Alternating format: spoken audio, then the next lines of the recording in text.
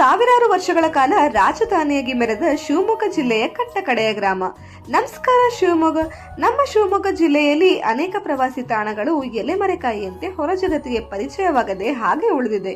ಅಂತಹ ಪ್ರವಾಸಿ ತಾಣಗಳಲ್ಲಿ ಒಂದು ಈ ಬಂದಳಿಕೆ. ಹೌದು, ನಾವು ಹೇಳಕೊಟ್ಟಿರೋದು ಬಂದಳಿಕೆಯ ಬಗ್ಗೆ. ಇದು ಮಲೆನಾಡಿನ ಹಾಳು ಹಂಪೆ ಎಂದೇ ಗುರುತಿಸಿಕೊಂಡಿರುವ ಗ್ರಾಮ. ಸುಮಾರು 25 ಎಕರೆ ಪ್ರದೇಶದಲ್ಲಿರುವ ವಿವಿಧ ದೇವಾಲಯಗಳು ಇಲ್ಲಿನ ಗತವೈಭವವನ್ನ ಸಾರಿ ಹೇಳುತ್ತಿವೆ. ಇಲ್ಲಿನ ತ್ರಿಮೂರ್ತಿ ನಾರಾಯಣ ದೇವಾಲಯವನ್ನ ಕ್ರಿಸ್ತಶಕ 1160ರಲ್ಲಿ ಕಲ್ಯಾಣಿ ಚಾಲುಕ್ಯರು ನಿರ್ಮಾಣ ಮಾಡಿದ್ದಾರೆ. ಈ ದೇವಾಲಯ ತ್ರಿಕೋಟಾಚಲ ಶೈಲಿಯಲ್ಲಿ ಇದೆ.